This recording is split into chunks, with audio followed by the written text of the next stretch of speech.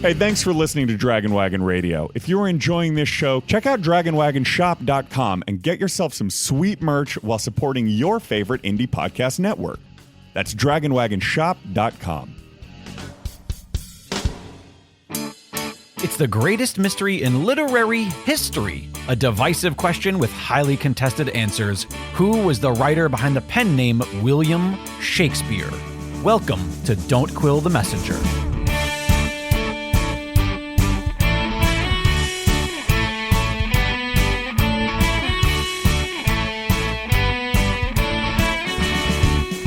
Here's your host, Stephen Sable.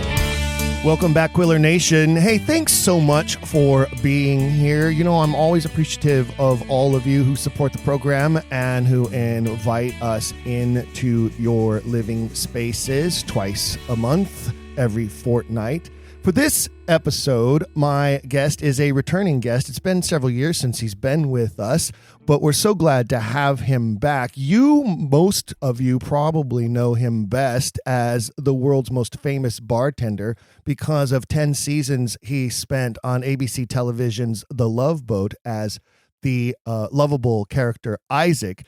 But one of the things you may not know is he is also the screen's very first black actor to play Othello for screen audiences. And he's also a producer, a writer, a director.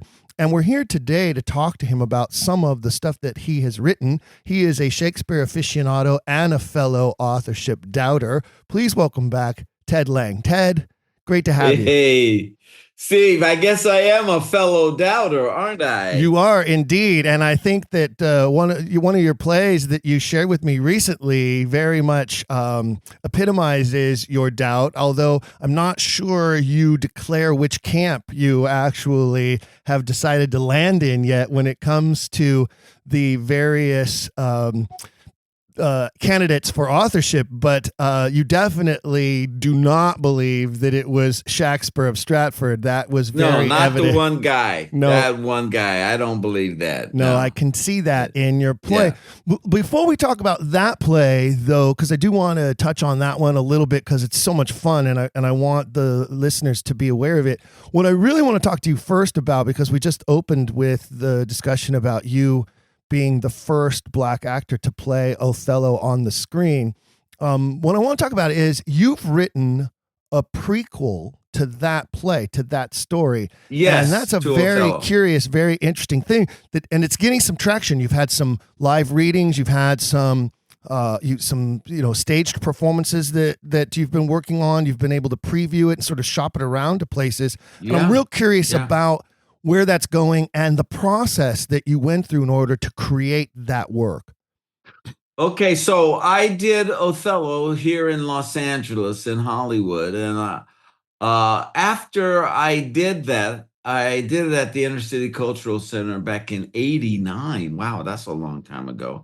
Anyway, I did it, but I did it mainly for South Central Black audiences. And I would have audience members come up to me afterwards and say, hey, this part over here, well, I sort of didn't get that. And that part when the girl says, what was, and I said, wow, you guys missed some salient points here. And I went to the Edinburgh Festival in Scotland, and they had there, as you know, they have like 300 plays that everywhere you turn, there's some places converted into a theater. And we were in a church, and there were about 7 or 8 plays in this theater that we were in. And I was there doing a two-hander. And so the first couple of days I was jet lagged, and I was doing this and doing that. And after about the second or third day, I was with my wife. I said, let's see what the other 7 plays are. And one of them was the Scottish play. And in this version, it was a prequel of the Scottish play, 4 witches instead of 3. And they had some other little things, and I went and saw it. And I told my wife afterwards, I'm always trying to impress my wife because my wife just think I'm a little bit of a nudge. I don't know about your wife, but I think there are plenty of listeners out there who are married who I'm sure are nodding severely, maybe even shouting at their headset right now, going, yes, that's how I live. I live to try to impress my wife. If your wife's anything like mine, she's a hard sell. Oh, boy, a hard sell. So I said to her, prequel of the Scottish play. I could write a prequel. And my wife says, oh, yeah? I go, yeah. She said, what play? And before I could even think good, I said, Othello. And she looked at me, she said, you could write a prequel on Othello? And my chest poked out and I started nodding. I said, yeah, I could do that. And then she looked at me, she said, in iambic pentameter? Oh, there's the rub, right? That's definitely the rub right there. Yeah, and so just to impress her, I said, of course I would do it in iambic pentameter. And then I sat down and I started that very night. Steve, the whole thing dropped in. It just dropped down on me. I saw all of these things happening because I knew the play so well from directing it and doing the film. And I did a 6-week run of it. So just certain things just dropped down on me. And so I started writing that night. I started writing things. And then I would convert it into, at first I would write it in English, and then I'd go back and rewrite it, and I'd put it in iambic pentameter. And then, so I walked out of there with a couple of speeches by Othello and Desdemona and Iago and stuff about, and so when I got back to LA, I just was full on and I wrote this thing, man, and it all fell into place. And so then I'll never forget, I decided, here's my wife. My wife also produces all my plays. And so I was writing, and I had to do a scene where Roderigo is wooing Desdemona. Mm-hmm. So I go to my wife and I say, listen, I just came up with this beautiful thing. She said, what? What is it? I said, I'm going to have Roderigo playing a mandolin to woo Desdemona. She said, and we had already budgeted the production because we did it in Hollywood. We did a first-rate theater called the Odyssey Theater in Hollywood. Yes, I've been there several times. In fact, I used to work for LA Stage Times for a couple of seasons, and I did some stories where I was at the Odyssey and interviewed a couple of different people. Yeah, Ron Sobel runs the Odyssey. Wilson Milan and some others. 3 beautiful theaters. It's a great space. It's out there. It's out there on the edge, though. Yeah. It's in Santa Monica on the edge. Yeah, it's not easy to get to, but it's a wonderful space. Yeah, but plenty of parking. Yeah. So anyway, I said, I need I got to do a mandolin for it. She says, you can't. I said, what do you mean? She says, you don't have it in the budget. I said, what are you talking about? I'm the writer. Roderigo's got to have a mandolin. And she says, well, you can't do it. And so I said, well, let's go online. We go online. A mandolin. They're not cheap. No, $3,000. Another one was $1,000. And so then you have to deal with an actor how do you find an actor who can play it? Well, that's the whole point. That's why I have what I call a Ted Lange repertory company. I found actors that I can depend on. Okay. So we find one for $1,000, and my wife says, you can't afford that. We're not, the company is not paying $1,000 for rewrite it. She tells me rewrite it. So I go off and I'm sulking. And about a half hour later, she comes in. She says, I found a mandolin. I said, you did? She said, yeah, it's $100. Wow. But it was a broken mandolin. But it's a mandolin that's going to be on stage, so I don't really need it to play that well. Okay. And I said, you found a mandolin for $100? She said, yeah. I said, oh, great, so we can take it out of the budget. She said, no, has to come out of your pocket. Wow, she's a tough cookie. Yeah. So I pay $100 and it looks, Steve, it looks great. It looks old. It looks like it's from the period. I take that mandolin to the guitar center in the valley. And I said, can you fix this mandolin? I said, yeah, we can do this. We can do that. Yeah, that's easy to fix. How much? $37. Really? Yes. Wow. So I got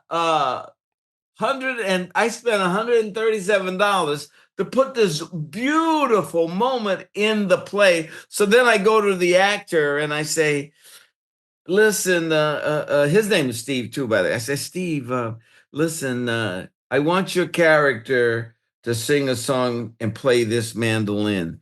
And he says, well, I don't play mandolin. And I said, well, yeah, but I want you to play the mandolin. Here are the lyrics. I wrote a song. I said, here are the lyrics to the song. Do you know anybody that plays guitar? And he said, oh, yeah, I got a guy. I got a buddy. And so I said, well, let him teach you some chords. Come back, because you're Rodrigo. You don't have to play it like Jimi Hendrix.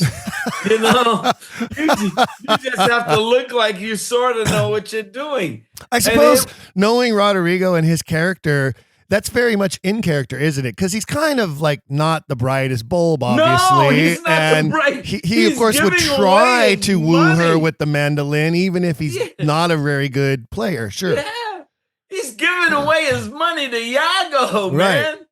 You know, so this guy was wonderful. He learned about 3 or 4 chords or whatever. He came back. He said, Ted, how does this sound? He made up a melody. The guy helped him with a melody on the little song. And we put that in. And it was just it was a gem of a moment in the play. The play is called The Cause My Soul, which of course, that's what Othello says. But it was absolutely wonderful. So I've got like about 10 actors that I always return to that are, you know, like you're sailing into the storm and they say, do you want me on the left oar or the right oar? You want me to hold the sail? What do you want me to do? Tell me, because we're going to get through this, buddy. Yeah, and yeah, man. So I call them the unofficial Ted Lange repertory company, and they become official when we do a play and I can pay them. But well, that is the catch, isn't it?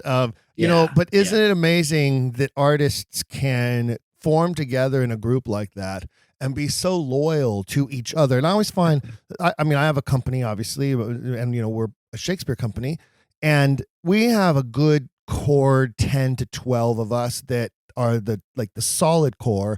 And then there's another 10 who kind of come in and go, and we get new people every season. That's exactly my situation. But I always say that their loyalty is to each other, not to me. I just happen to be the guy who kind of assembled them all in one place.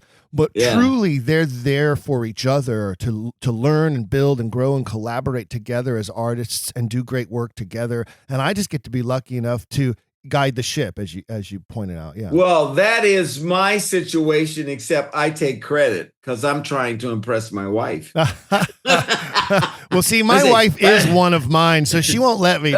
She won't let me take credit. She won't let you take credit. No, she's like, no. I'm a part of this, and I understand how it all works. Each other, yeah. Oh, that's so fun. One of the things that comes to mind while you're talking about this play, The Cause My Soul. I love that title, by the way, because he, you know, right before he's about to kill her, he comes in and says, you know, it is the cause my soul. Put out the light, and then put out the light. The light, yeah. There's one of the things that, as a fellow actor, you understand this, especially as a director. I talk a lot with actors about backstory, about making choices and decisions about where the character's motivations are coming from based on what you can glean from the text. And of all of Shakespeare's plays, I feel like Othello is one of the ones that provides a lot of that meat. A lot of backstory is given to us in the actual play, whether it's Othello talking about his time visiting Desdemona's father, and him asking him about his life, and her being there and overhearing it and falling in love with him because of what he has gone The through. He's a wonderful storyteller. Yes, and that's in the play that I wrote. Is I have that moment where you see him weave this story, and you see her just kind of going into the story, so you actually see the moment, because he talks about this moment, and she says, "'Tis pitiful, 'tis wondrous pitiful." You see him bringing her in. What he endured through his life, I think, is something that draws her to him, and it tells us so much about her character as well, that she has this empathic type of soul, that she loves him for what he endured in his life and what he's also been able to accomplish. And she tells him that. She says, if you got a friend, teach him to tell this story, and he goes, "Oh, wait a minute. I like this girl, but I didn't know that, It establishes a prior relationship between her and Cassio to some degree that we need to know more about, that we ask about when we see the play. Scholars forever have tried to figure out the answer to what is it that Othello did with Emilia that made Iago believe that Othello and Emilia had some sort of an affair that helps, generate Iago's disdain for Othello. And that question is never answered. I answer that question. So he comes back from Cyprus with Cassio. He has Cassio count the money. He's with the Duke of Venice. He has Cassio count the money. Cassio counts the money. And then he tells Cassio, "Give me one of the sacks of gold." And Cassio goes into the little chest and he pulls out a sack of gold, gives it to Othello. And he says, Cassio says, "Well, where are you going?" He says, "Well, I got to go see a friend." And he goes to Emilia's house. Now, Emilia knows that Othello's returning with her husband, but she wants to sleep with Othello before she sleeps with her husband. So she sends her husband off. So the scene opens up with her cleaning up the house. And Iago comes in. He says, "Let's go to bed." And she says, "Well, I've been cleaning up and I need to take a bath and freshen up. Why don't you go to a tavern, and when you come home, I'll be fresh and ready for you." So Iago goes off to the tavern. Othello shows up, and he says, "Look, I got to turn over a new leaf. I can't go on cuckolding your husband like this." And so he says, "As a matter of fact, just to make things right, here's a sack of gold." And he gives her the gold. That makes him a very unredeemable character, doesn't it? Yeah. He said, "Well, I just want to, I got to turn over a new leaf." And she takes the gold and she throws it down on the floor and says, "I didn't sleep with you for money. I love you. I want you. This isn't about money." And so we cut to that's the movie. We go to the tavern. You been doing some films lately, brother? And Iago is sitting up in the tavern, and he sees Cassio there, and he sits down with Cassio. He says, "Hey, what are you doing here? Why aren't you with the Moor?" He says, "Oh, the Moor went, and I think he's sleeping with somebody's wife." "You do?" He says, "Yeah, man, he took some gold and he went off to see some woman. Maybe he's doing a hooker, but I honestly think it's somebody's wife." And so he gives Iago this information. Then at the end of my play, which the last scene starts the first scene of the real Othello. Sure. The last scene is Iago saying, I think Othello's sleeping with my wife. And he pulls out a sack of gold. Interesting. Yeah, man, and it works like gangbusters. It works like gangbusters. Now, let me ask you, would you ever like choose to produce the two shows back to back, like your prequel that's my and whole then yeah. That's my whole deal right now is I've been going around to Shakespearean theaters to say, hey, look, if you're gonna do Othello, think about my show in rep with your show so that, I'll come in, I'll direct it, and then you can lead right into the Othello piece, and then you won't miss a beat. So that's what I was doing when we met in Orlando. I went to Orlando Shakes. It's called Orlando Shakes, but I went to the Shakespeare Festival there because the guy there, the artistic director, Jim, had seen a scene from my Othello play at a Shakespeare conference in San Francisco. okay. And so he said, hey, I'm interested in this. And I said, well, I'll send it to you. So then I sent him the play. And then when I saw you, I was going to visit his theater, to see what that was like and to kind of make, establish a bond between him and I, that if he wanted to do my the cause my soul, he could have the rights to do that and then go right into Othello. Because, there comes a point when you want to, you've done Othello. You want you want to figure out another way to entice the audience to come and see not just a wonderful production, but let's put a little something on this for you to think about. And so that's what I do. And I'm going in March, I'm going to the Folger. They invited me there. They're doing a thing about the women in Hamlet called A Room in the Castle. And they open March 9th. And I'm going to the opening night of that to talk to their artistic director about my Othello. They also saw the same scene that Orlando Shakes saw at the Shakespeare conference, and they were interested. So yeah, my whole deal is to try and get this around to Shakespearean theaters, that if you want, and it's fun. The play is fun because I deal with stuff you already know about Othello. You know that they got married in the church. And I have a big argument with, because Othello is Islam, and he converts to Christianity to marry Desdemona. Mhm. Now, I didn't know that until I went to RADA. They said, oh, Theodore, it's so simple.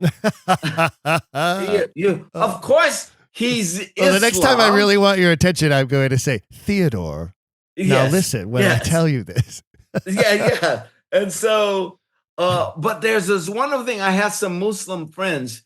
And so I had this argument a couple of times with Muslim friends, and I put it in the play because, so Othello goes to the cathedral to set up a clandestine wedding. Mhm. And a lot of secret weddings in Shakespeare. Yeah. So he goes to the priest, the bishop, and says, hey, can you do a wedding? Yeah, we can do a wedding. He says, well, I'll convert to Christianity. He says, well, yeah, okay, you can convert, but, and he says, but, it's kind of like Isaac and Abraham.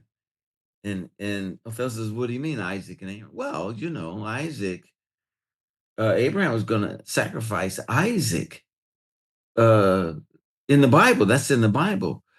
And Othello says, no, it wasn't Isaac. It was Ishmael. Did you know that in the Quran it's Ishmael? I didn't know that. No, most people don't know. It doesn't make as much sense to me as Isaac does. Well, that's a whole religion. You're going to have to take it up with Steve. Right. But in the Quran, it says Ishmael. Huh. And so I have that argument with the priest and Othello, that one guy saying Isaac and the other guy saying Ishmael. It's Abraham the father, but they're going back and forth on it, right? Right. And so when Othello leaves, the priest tries to get the name of the girl because and I do this soliloquy in which the priest, and he gets a hand. If the actor is a good actor, he gets a hand after this speech every time, where he doesn't want a Moor in his congregation, doesn't want a black person in the room when they're talking to Jesus and preaching Jesus. And so he's saying that this is terrible. The other bishops are going to see that I got a black person in my congregation, because after he gets married, he's going to have to come here to worship with her. It's going to, and then as he's going along, and then he realizes that sets him apart from the other bishops, that he's converted a Muslim to Christianity. That gives him a little, and then the more he talks about it, the more he sees the value of having a black person in his congregation, and that he'll become famous. Well, it's not just any black person. It's a famous military leader too, right? Like he's done service to Venice, right? He's black. It doesn't matter. P.S. In Venice, there are about 1,000 churches on that tiny little island full of canals as well. So they're like so many. Every time you go down an alleyway and you turn a corner, there's another church. There's another church. There's another church. There's another church. Yeah. So then by the end of the soliloquy, he thanks God for letting him see the light on the brilliance of having a converted Moor in his church that was a general, a famous, So, and usually the actor, if he's a good, strong actor, he'll get a hand at the end of that. So it's stuff like that, it's taking that and just vamping on that and coming up with viable points of view on what the play is that and then I have a wonderful thing with Bianca and Cassio, where Bianca, who is in Venice at the time, finds out Cassio is going to Cyprus, and she decides to follow him because she wants to be married. She's getting old. It's time, and so she asks Cassio, are you going to ever marry? He says, yeah, of course I'm going to marry, but I'm going to marry a virgin. And so she talks about the prospect of marrying someone who knows what she's doing in bed, as opposed to someone who's never been to bed, and how she's a better sell than a person. Because, there's no guarantee. You might ask a virgin to do something. She goes, I'm not doing that. And so she says to Cassio, teach me to be a lady. And you have both things. You have someone that's good in bed, and you have someone that knows how to be a lady. So she goes to Cyprus.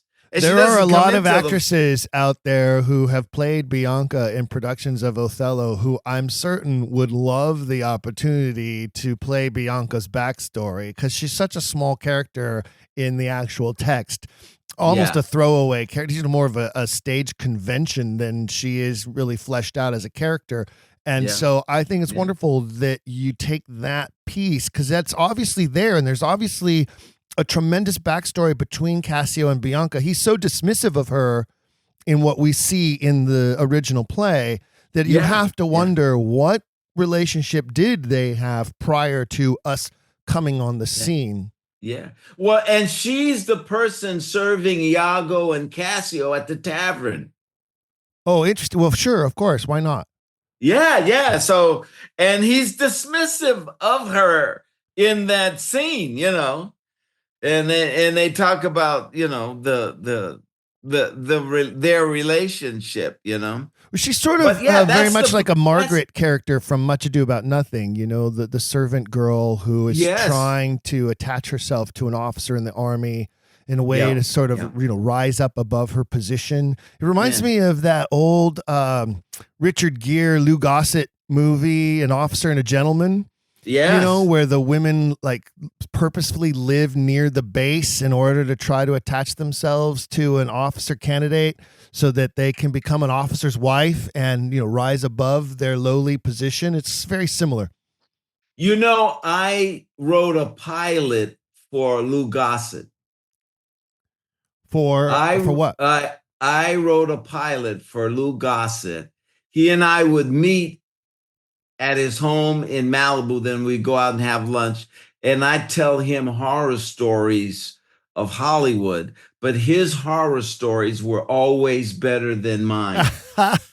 Wouldn't you say you've had a charmed life, sir? No, you've had a charmed life. Yeah. So he told me a story about Officer and a Gentleman. I'm going to tell it to you real quick. Okay. Sure. So I love that film, by the way. It's it's a Richard Gere's film. best movie. Like, he peaked with that movie, I think. Yeah. And Deborah Winger. So they're shooting the movie. They're about a month in of shooting, and they gave the script to the government, to the base where they were shooting the movie. They didn't get around to reading it till about a month in, and they read it and they go, hey, wait a minute. In this script, the probie beats the drill sergeant in karate. I'm not doing this movie. Well, what are you talking about? What's wrong? He says, you have the recruit beat the drill sergeant. And they go, yeah, that's the story. The guy said, not going to happen. What do you mean? We're not going to let you do a movie. He said, but we're into it already. They shut down for 2 weeks. They rewrote the script to where Gossett beats Gere, and then they let him shoot. They came back after 2 weeks. Then Richard Gere is mad because he said, I'm supposed to beat the guy. And they said, well, they won't let us do it, blah, blah, blah, blah. Lou Gossett said, Gere stopped talking to him after that moment. No kidding. Is that something? That's stupid, though. I mean, Richard Gere's kind of out there anyway. He always has. Well, but it's a Hollywood horror story. That is a Hollywood horror story. Because I say, hey, I did this, and then he goes, I got something better than that. Well, Richard Gere must have been pissed when Lou Gossett got the Academy Award for that movie. Can you imagine? Yes. Can you imagine this guy gets nominated and wins? Yeah. P.S. Take that. Yeah. Oh, that's a great story, Ted. Yeah. That's a fun story. So he always gave me encouragement whenever I left Lou. I was like, I'm going in there and I'm going to do my thing, Yeah. He is fun. He was fun. So, from a producer's standpoint, one thing I'll say, and I hope that you can find a theater that wants to do a back-to-backs of this idea with Othello. But one thing I'll tell you, Othello is notoriously, of all the 37 Shakespeare plays, it is notoriously difficult production to mount and to succeed. And the key reasons for that, one, you need to find the most superb black actor to carry that role. Yeah.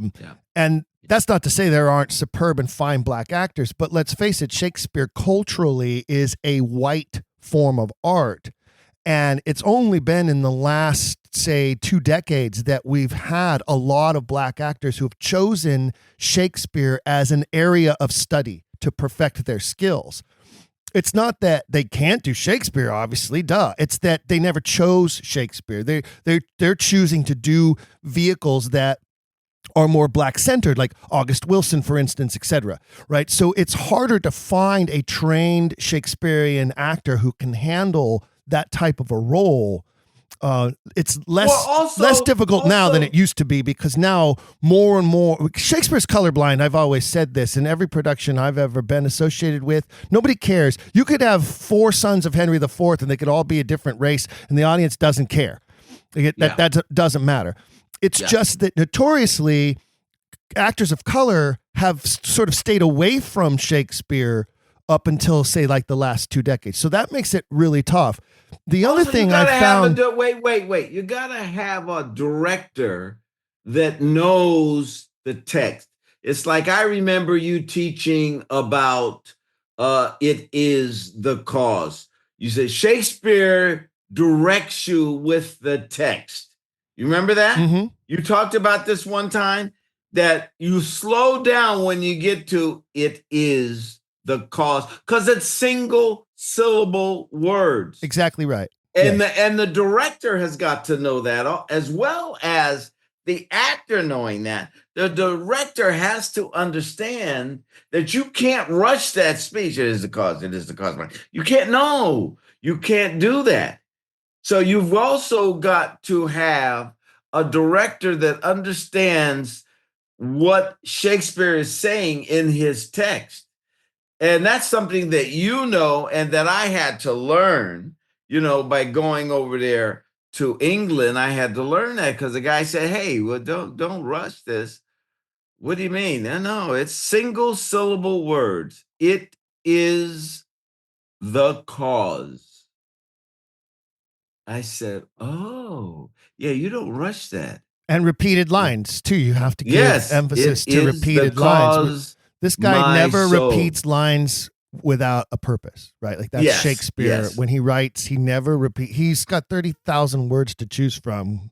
Yeah. They're more than that in the canon. I believe it's somewhere like almost close to 31,000 different words. Yeah. And when you have that kind of lexicon in your brain, you repeat words. It's because that character wants to emphasize that like strong, severe. I saw a production of Hamlet at the Guthrie a year or so ago, and the actor playing Hamlet, Polonius, asked him, "What do you read, my lord?" And he said, this is how he said it. He said, "Words, words, words." Oh! I grabbed my wife. She said, "You clawed my leg. You clawed my leg." I grabbed her knee. It took everything in me not to stand up and shout at the stage and go, "No, no." Listen, what is wrong with you people? I saw a production of Lear, and the guy was slapping the king around with just totally I think it was playing the fool, but he was totally non-respectful to the king. And I'm going to myself, oh, no, you can't do that. Yes, you can get a message to the king, but there has to be respect for the king, and they don't know. That's American. That's strictly American. We don't get it. We have the chops, but you got to understand what. But the that's hell's also going cultural, on. isn't it? Because we don't tend to understand the hierarchy of nobility, which even to this day still exists there, doesn't it? Yeah, And one of the things I think that maybe, have you seen the series Downton Abbey? Oh, of course. So I think that series did a lot to help educate Americans on the class differences and the classism that has existed throughout English history that still exists when it comes to lords and ladies and the nobility as opposed to commoners. And that's something, you're right, that's difficult to teach to an American society that has no concept of that. Right. Yeah. Well, look at this whatchamacallum's kid in the Oval Office talking to the president. Have you seen the clips of that? Yes. Oh my God. He's talking there's no reverence. Was that not to get into politics or anything, but that, it just struck me as a failed attempt at a John moment, right? It was like yes, exactly. It's exactly right. I was like, don't do that. That's don't do that. It's not a good idea. That's not right. Don't do that. Yeah. But so the other thing about Othello that I found that I think is very interesting, everyone knows it. Everyone knows, even people who don't love Shakespeare, who aren't into Shakespeare, they know Othello. Everyone knows the storyline. Yes. It is one of the most popularly known plots in all of Shakespeare. Yes. However, that doesn't mean they want to see it. It is notoriously a hard ticket sale. I think it disturbs people so much that they are resistant to go and watch it. Well, Cynthia wrote the novella, right? Yes. And the novella never made it out of Italy, really. It was in Italian. This is a point for Edward de Vere. Yes, in fact, I have a guest who I've had on before, Michael Cototti. He's an Italian who is an Australian. He's an Italian Australian. And he does study of all of the old novellas as the sources of Shakespeare. He's coming on in a future episode in the coming weeks to talk about Cinthio's novella, The Othello source. Yes, yes. Well, the man from Stratford never left England. So Right. if the novella never made it up to England, now there's talk of maybe it was translated in French and it went to France, maybe. But how did the man from Stratford find the material if it never made it up there? If it never made it to London, he didn't speak Italian, you know? How did he get that? How did he get that source, you know?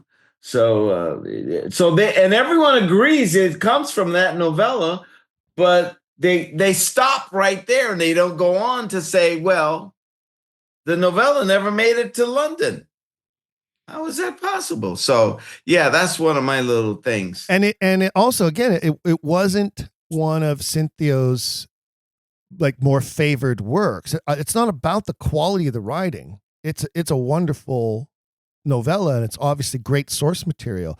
It's about the way it disturbs people, I think. Well, the Italian girls were marrying the Moors. They were marrying Moorish men, and he wrote the novel to say, don't do that, because you'll end up dead. That's why he wrote the novella. It's like, look, you got to be careful. These guys are brutes, you know, and they'll kill you, because all the girls were running over to these black guys. What the heck's going on here? I think it was more of a cultural thing. I think in this case, very religious thing. We've talked about the differences between Christianity and Islam. And if you think about it, I mean, truthfully, there are parts of the world today where there are Islamic zealots who will put their wives to death for lesser charges. Yes. This is not this is a real thing that has gone on for centuries and still continues to this day, where women are put to death by their husbands for a variety of different reasons and have no recourse whatsoever. And so I believe there was also sort of a religious conflict issue there, not to mention, you know, who was Venice's number one adversary in the world was the Ottomans, the Turkish Empire, right? Yes, also exactly. a Muslim empire. So I think that when Cinthio's writing, it is this sort of cautionary tale as well as sort of condemning the enemy. But Othello bridges that gap, doesn't he? Until it's actually a Catholic Italian who is so spiteful and who holds such grudges, as Italians do, and destroys Othello and Desdemona and others around him in this horrific, severe way, right? And he says it in the text. That's what he's going to do. It's in the text. He says, wife for wife, man, I'm going to get this guy. I've always seen it as sort of allegorical in itself, in that Othello is sort of the everyman. He's the soul in the balance. Iago representing, of course, the devil character, and Desdemona representing the angelic purity and the beauty of grace. And Othello's caught in the middle, and he fails. Yeah. He fails miserably. What my English teacher told me was, when I was studying it, he says he converts to Christianity and then he thinks Christianity has failed him.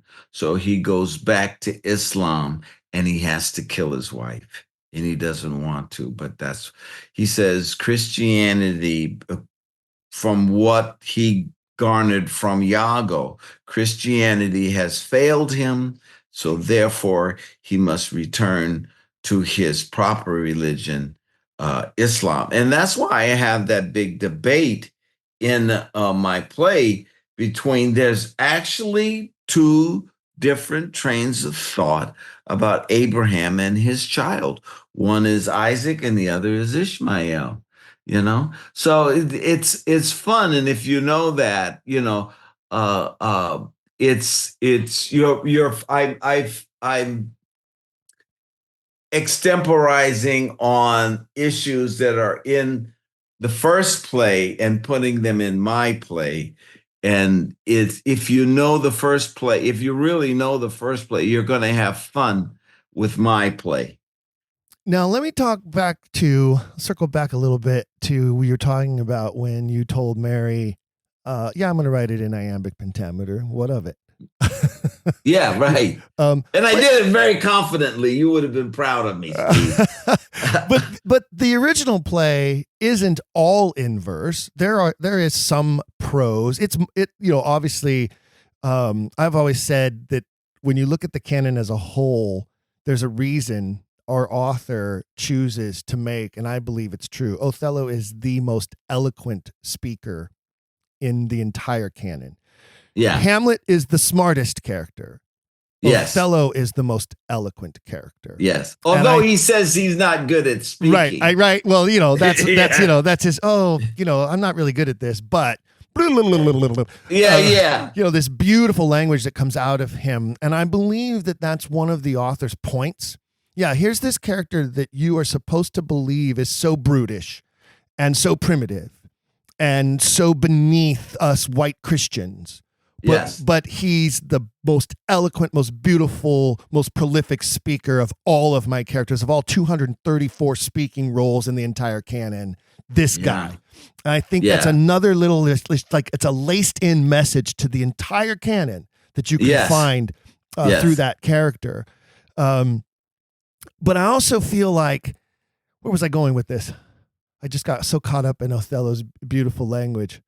Well, you were saying that he is the guy that Shakespeare, although he says he doesn't speak well, Shakespeare gives him the grace and the beauty of the use of language. That's what you were talking about. Yeah, and there's this, and again, like that, I think that's his specific point, is we're supposed to fall into the trap of believing all these stereotypes about a character who exhibits everything but stereotype.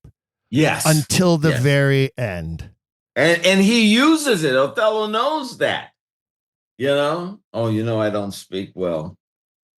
And then finally the Duke says at the end, I think my daughter would go for this guy. Yeah. If he spoke like this, Even when he kills himself, he does it with eloquence. I took the uncircumcised dog by the throat and smote him thus. It's an incredible moment. Yeah.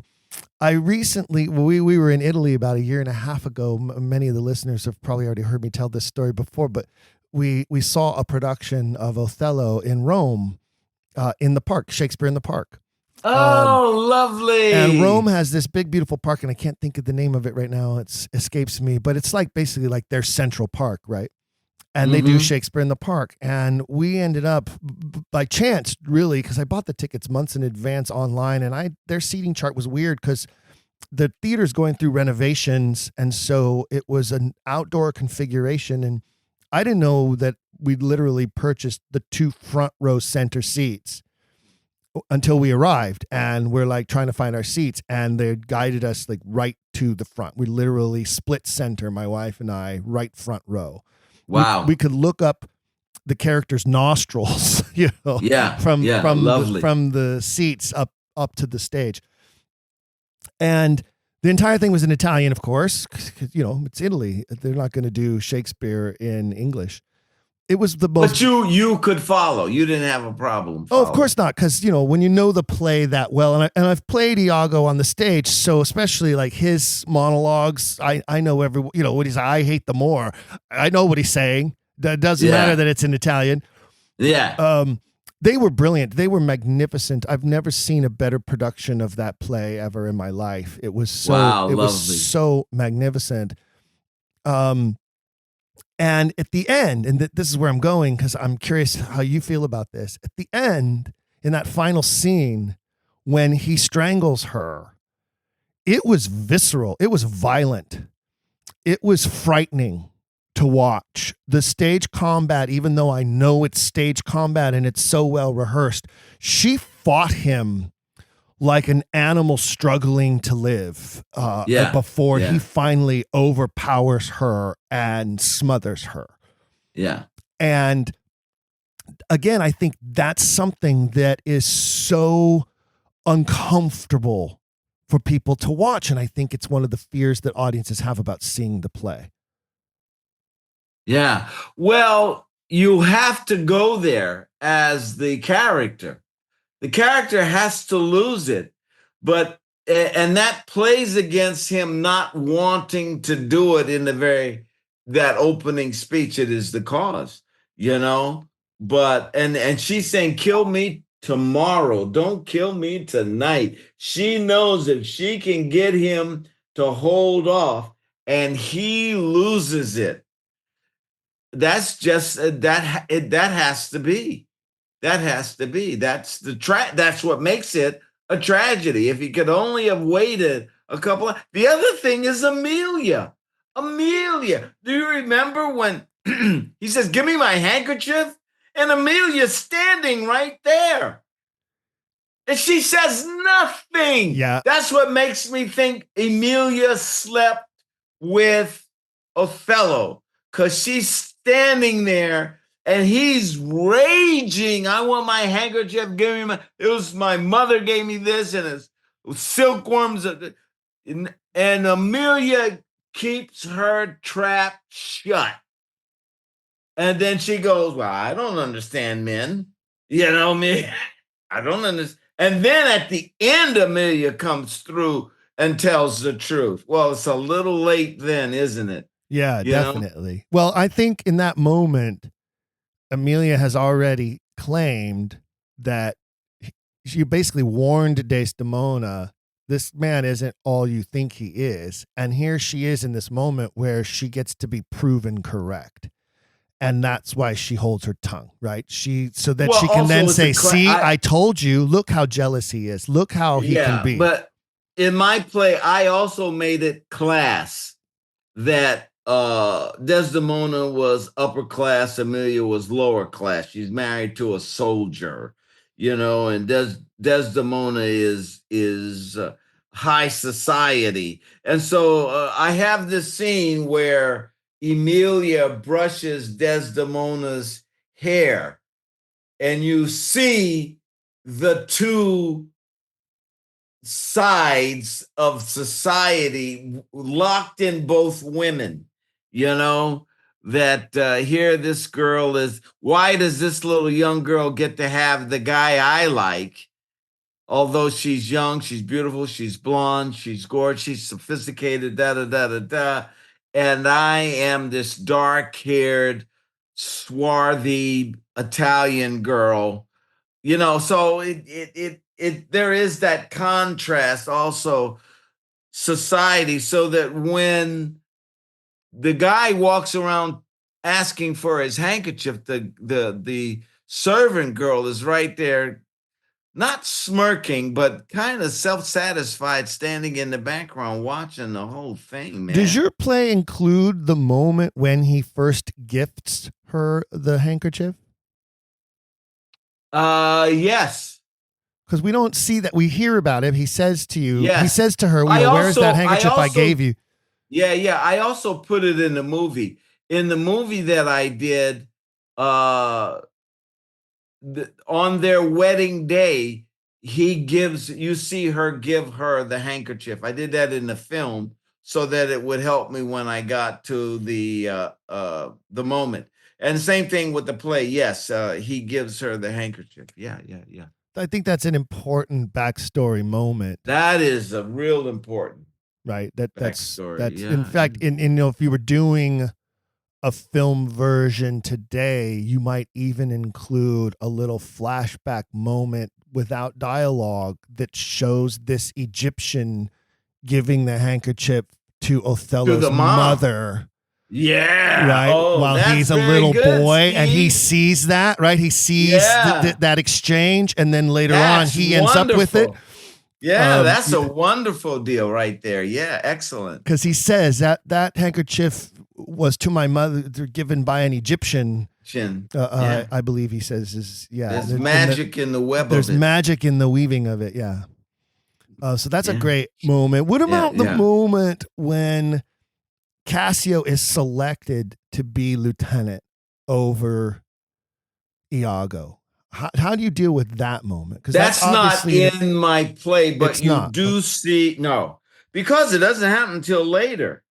But you see him as that he is dependent upon as a arithmetician. He's an arithmetician. Right, he's a Florentine. And you see that, He's from Florence, right? He calls him he's a Florentine. That he's not a soldier. He's not a soldier.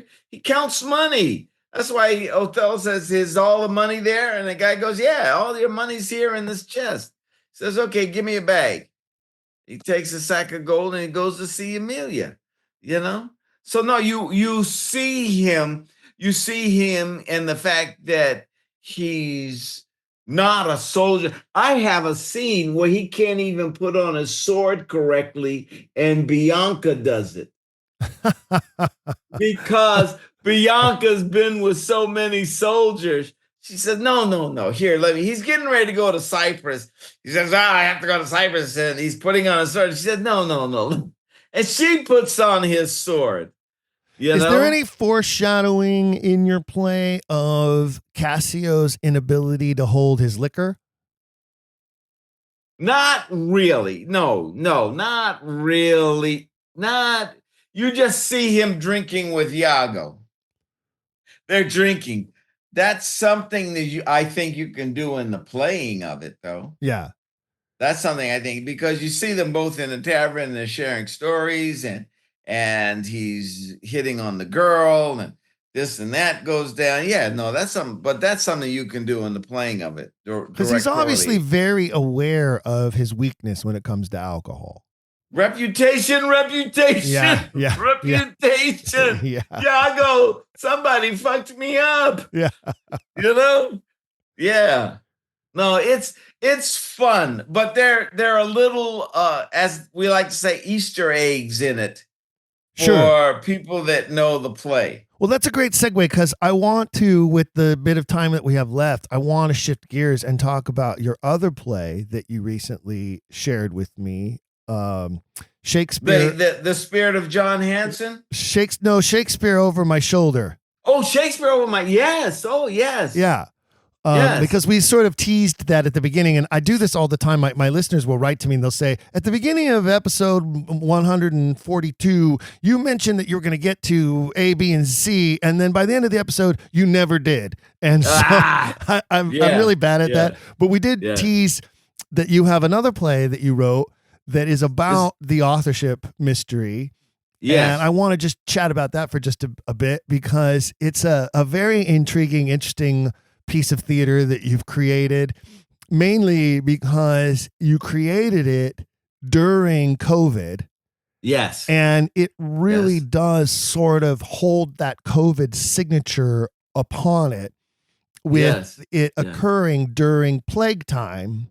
Yes. Let me say England. this. I did a lecture on Othello at the Mark Twain Museum. I was lecturing on Othello, and I was talking like we talked about Cynthia, and I was going into that about how did and in the audience were a lot of Shakespeare scholars, and one of the scholars came up to me and said, "Ted, it's Edward de Vere. De Vere is the guy."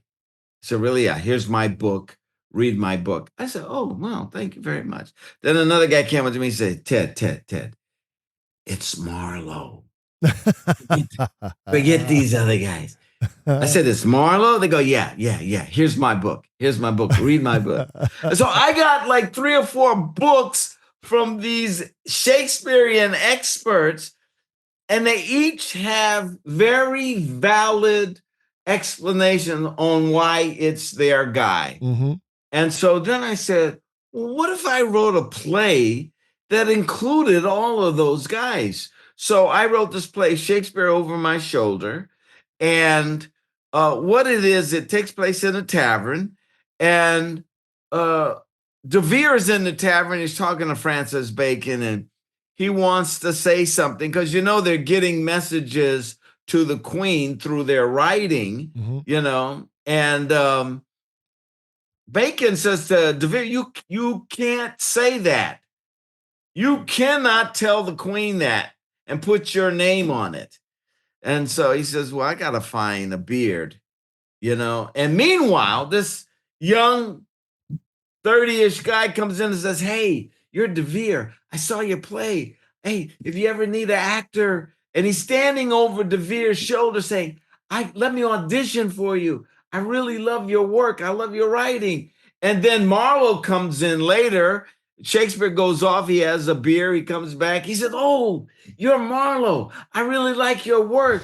Man, listen, let me audition. That moment, I'm reading that moment and I'm like, okay, this is Ted. This is autobiographical because this is Ted dealing with young actors who have been like, hey, you're Ted. Hey, would you mention me? Can you get me a screen test? Can your agent maybe represent me? Like, right. Like, I just like, oh my God, this is so LA Hollywood happening right here.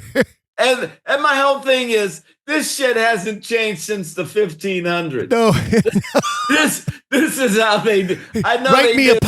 Write me apart to tear a cat in. Yeah. They're all bottom, right? Every single one of them are bottom. Yeah. So anyway, so that was the fun of it was, and then we bring they do one of the plays. And I chose Two Gentlemen of Verona because that was also a play that I had done, and that's a fun play. And they all are using Shakespeare as a beard. Marlowe, Bacon, and De Vere. They're all using him as a beard, but he also writes. Shakespeare writes, and he says, well, listen, I wrote this thing, and and he's critiquing.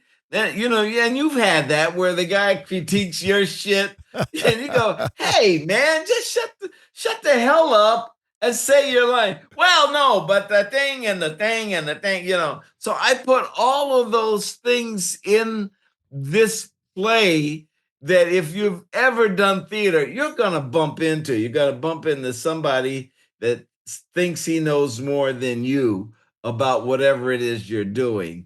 And that was Shakespeare. Shakespeare thought he knew more than, Anyway, so those are my favorite. Those are my favorite theater horror stories. They're not actually horror stories, but there's always. You're right. There's always some actor. There's so many stereotypical actors out there that we've all dealt with in production, and there's the one who always has to talk back at notes. No matter what note you give them, they have to explain it. They have to tell you why they did it that way. There's always one who stops in the middle of a scene and turns to the director and says, well, what does it really mean? What is he really saying here? Why has he used these words right here? Well, that's your job to tell me. And then there's always the one who goes, well, what if I did it this way instead? And sometimes I just will turn to an actor and say, you know what? When you direct this play, you can do it that way. But right now I'm directing this play and you're going to do it my way. And you know what, Steve? They think they're pulling the wool over your eyes as if you've never acted on stage. That's the part that kills me. I had a guy, and I fired him too, because he kept moving in other people's speeches, and he was upstaging the guy giving the speech. And he says, well, I feel that I would move up over here to there. I said, no, you want to know what this guy's talking about? Stand still and listen to what he has to say. And the guy he would use all these little tricks and things that work on maybe a director that has never stood on stage. But you and I, if we stood on stage, we know what the hell they're doing, And so I fired the guy, and he got mad, and he said, I wasn't doing this. And then he told me exactly what he wasn't doing, And I said, he said, I wasn't doing that. I said, yes, you were, and you're out. And I went and got another actor, because That's why I have the 10 people that I have. They're not going to do that to each other. It's like what you were saying earlier. They're part of the team, and they're not going to do that to a team member. Right. Do you know what I mean? Right. You're not going to draw focus when the focus isn't supposed to be you. Right. Yeah, you're not going to pull focus. See, my whole thing is the play's the most important thing, not you. You're not the most. So if you have a stage manager that wants to yell, okay, time for a break, and the actor's in the middle of to be or not to be, it's not about you having the power to call for a break. It's you having the courtesy to wait till they get to the end of the speech. Because they're making discovery. The play is the most important thing, not the power you have over actors. And that's one of my little pet peeves with some stage managers. They want to flaunt their power. Well, it's time for a break. Equity says, hold it, baby. Don't you care about the play? Don't you care about the actor?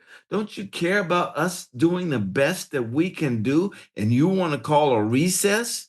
You want to call a break? And then the other thing they do is you can't talk to the actor on a break. What? They have to have a break phone. No. And you go, wait a minute. The actors, well, then you have to ask the actor if it's okay if you can talk to them about what they just did. Well, that doesn't service the play. We're here to service. Put the stopwatch down. Yes. Commit to the production. What is wrong with you? No, you're right. I mean, there are luxuries to not having an equity house and not dealing with equity contracts and just dealing with artists who want to create art. And it's far more democratic, I feel, and I find it to be so, when you can turn to everybody and say, hey, do we want to take a break right now, or do we want to push forward with what we're doing? Yes. And the actors on the stage will tell you, they'll be like, oh, no, thanks. We could use a break now. This is a good place to stop. Or no, can we just push forward and finish this scene? Yeah. And then we can take a break and we can discuss how that all went and what we just discovered or found. Yeah. You're right. The union rules, don't get me wrong, there are reasons that unions needed to be established and why rules needed to be established to prevent abuses from happening. But I think there's such a thing as the pendulum hitting the wall. And we seem to have really gone overboard when it comes to that. And it interferes with the creative process in a lot of ways. Yeah. I agree 100%. I agree 100%. Let me just say one other thing. I'm doing a reading on February 23rd at Theater West. Yes, I've been there.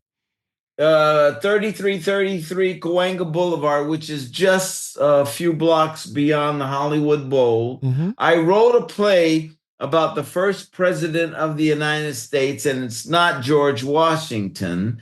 It's a guy named John Henson.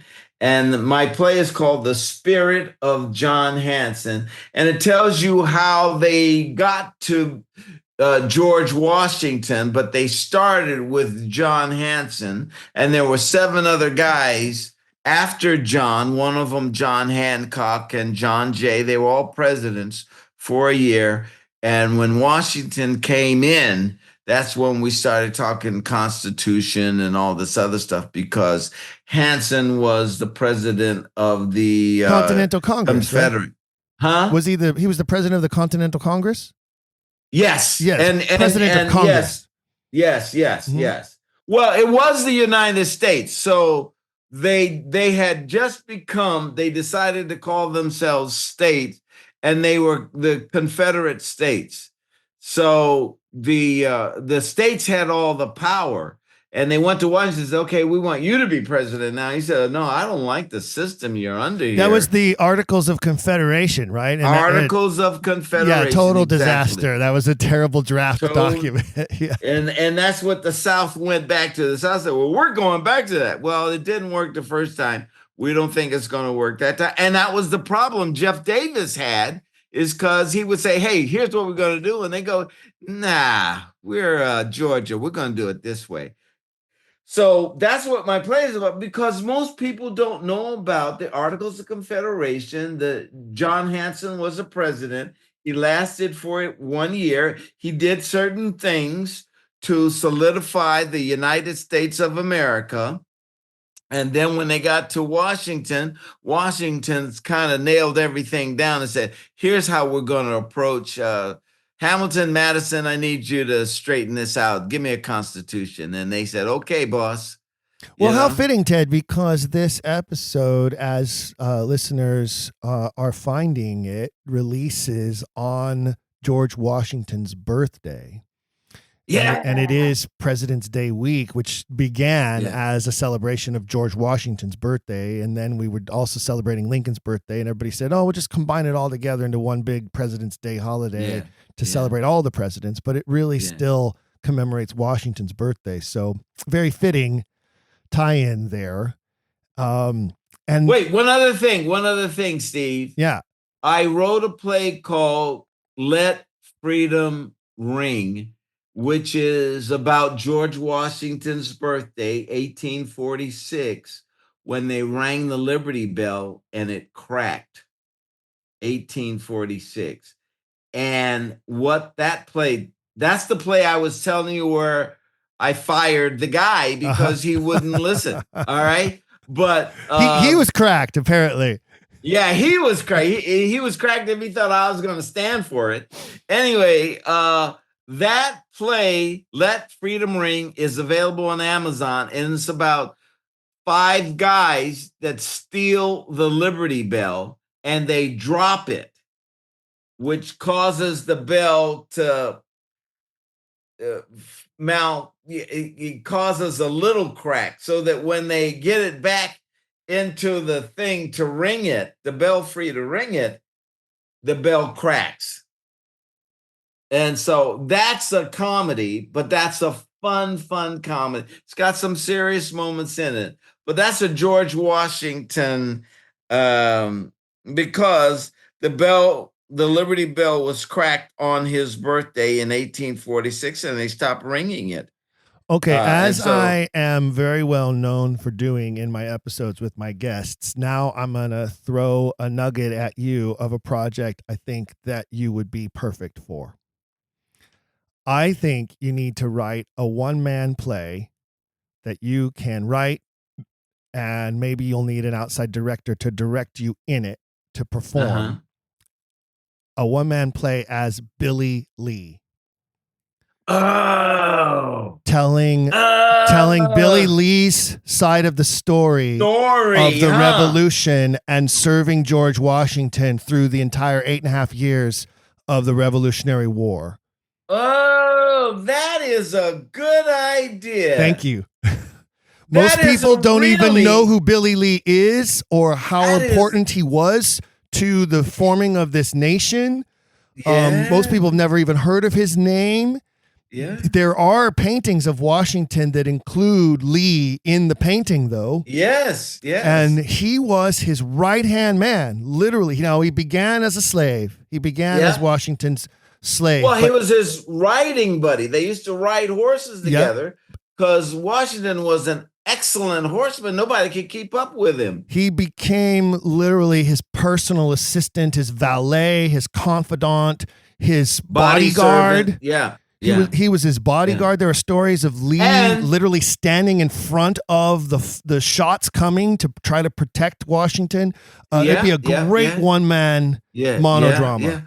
And he's the only person that Washington freed on his deathbed. Did you know that? No, his will frees all of his. He grants freedom to all of his slaves in his will. Frees everybody a year later. One person is immediately freed, William Lee. Perfect. Then the perfect rest of the ending slaves, to the play. The rest of the slaves are supposed to be freed a year later, but Martha Washington got nervous, so she freed him sooner than a year. She was afraid to eat her meals because the slaves all knew that, as soon as she was gone, they were free. Right. And Washington could not free her slaves. So the work was going to be covered by Martha's slaves, but his slaves he was going to free in a year. And Martha said, "No, we'll free you now." Well, she was the wealthiest woman in all of Virginia. So yes, yeah. Well, he really loved Sally Fairfax. That's who he loved, Washington. But he married Martha and he came into all of her money. Mm-hmm. But if you go and visit Mount Vernon, there is a crypt where both George and Martha are laid to rest. And then you have in front of that crypt all of this land where all of the slaves are buried all over, and they don't know who's who or where's where or what's what. What about Billy Lee? Do we know where he's buried? He's buried somewhere in that thing there. Wow. He's buried, but there's no marker. Listen, I visited Mount Vernon at the end of Billy Lee's life. He was a cobbler, a shoe cobbler, and he couldn't walk. He had crutches. And so when I was visiting Mount Vernon, and as research, I said to, because they all know about Hercules, who was the cook who ran away, and there's a portrait of Hercules. That's a whole nother story. But I said to the docent that was giving us the tour, I said, whose shoes are those over there? Oh, they said, that's one of the slaves. He was, see that crutch? Yeah. See those shoes? Yeah. That belonged to the shoe cobbler, a Washington shoe cobbler. Guy didn't even know that was William Lee. Man, that's sad, right? That's so super sad. He did not know that those shoes and the crutches belonged to William Lee. We were in the slave quarters. So here you go. The play opens up, and here comes Billy Lee near the end of his life on crutches out onto the stage. Yeah. And as he starts to tell his story, he sheds the crutches, he dons the Revolutionary War uniform and starts to tell becomes the younger man and tells the whole story of all the way through the Revolutionary War and alongside George Washington until the final scene where he talks about Washington in his deathbed, who asks for he has two separate copies of the will. And he asks 2 different wills. Yes, and he tears one up and has it burned. Yeah. And he says, use this one. Yeah. This is the will. Frees Billy Lee, and his final words are, "'Tis well." And he dies. Boom. Yeah. Hey, that's a good one. Lee picks the crutches back up and hobbles off the stage. Curtain call.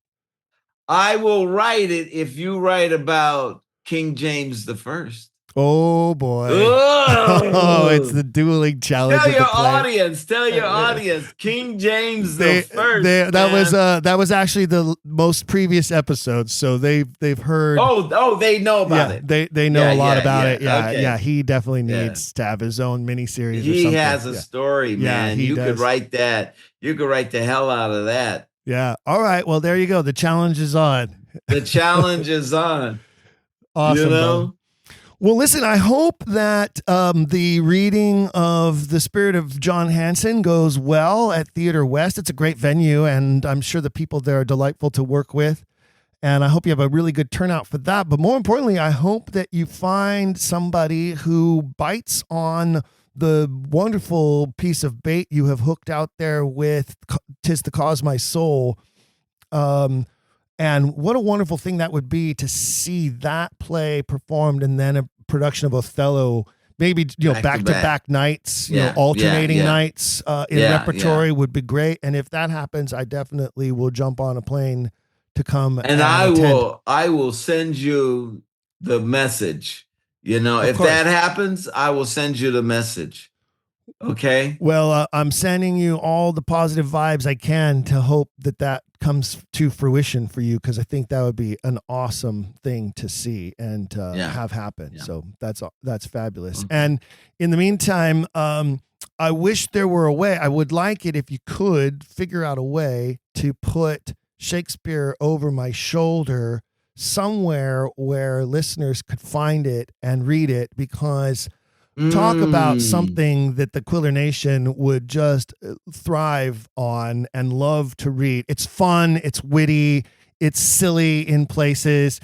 Talk about Easter eggs. It is loaded with Easter eggs for those of us who are familiar with the authorship mystery. Like every other page, you're laughing about this comment or that comment, or Shakespeare throws some line out that is actually a line from one of the plays. Then you're like, your implication is that De Vere takes that line and incorporates it into the script. Like it's a really fun little romp through Shakespeare authorship mystery land. And so I hope there's a place you might be able to. I don't know if you have like your own website, you could post it somewhere. No, I don't have my own website, but I will. I think it's because you're not the first person. Someone else who loves Shakespeare also said that's something that we should do. So I'm going to be looking into that. Yes. But in the meantime, you can go on Zoom, buy the book. Oh, is it published? Shakespeare Over My Shoulder? Yeah. Oh, okay. I wasn't aware. So they can find it on Amazon. Yeah, Amazon. There's 3 plays in there. It's a trilogy. I have a play, The Cause My Soul, Shakespeare Over My Shoulder, and I wrote a play about Shylock from Shylock's POV. Oh.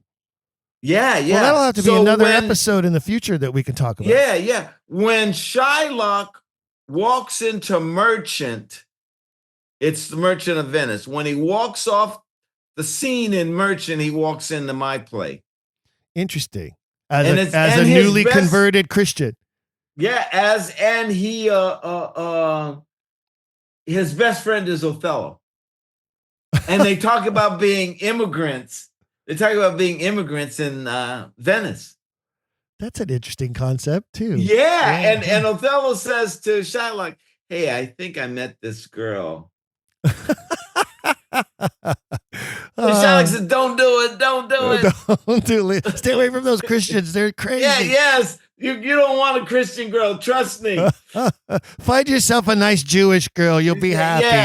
Yeah. You don't want them goyim shiksas. You don't want a shiksa. So there are 3 plays together, Shakespearean themed plays in Shakespeare Over My Shoulder. So, all right. Well, there you go, folks. And don't forget, it is Ted Lange, Lange. Is how you spell it. You'll go on Amazon, find it, and get yourself a copy. You'll really enjoy the Shakespeare Over My Shoulder. It's just so much fun. It's really fun. Don't go in it looking for it to prove anyone is the author. That's not the point of the play.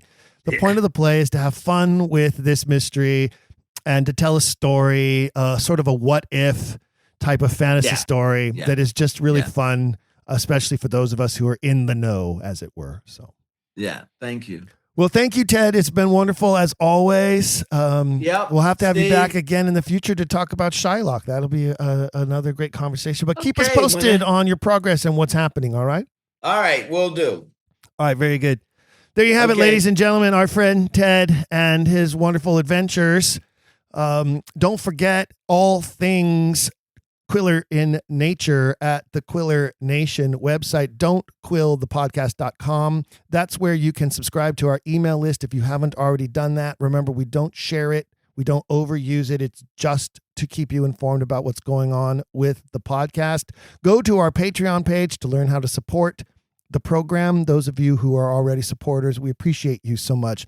And we thank you for being here every fortnight to share with us in our super sleuthing on this incredible literary mystery. Until next time, say it with me out loud. Keep asking questions. If you've enjoyed today's episode, please leave a rating and review in your podcast player. For even more, visit our website, don'tquillthepodcast.com. There you can find official merchandise in our shop, as well as a link to our Patreon. This show is made possible by people like you. We hope you'll consider showing your support by becoming a monthly patron, where you'll receive bonus material and tons of exclusive perks. You can also join in the conversation on our Discord and by following us at Don't Quill the Pod on all social media. All of this can be found at don'tquillthepodcast.com, don'tquillthepodcast.com.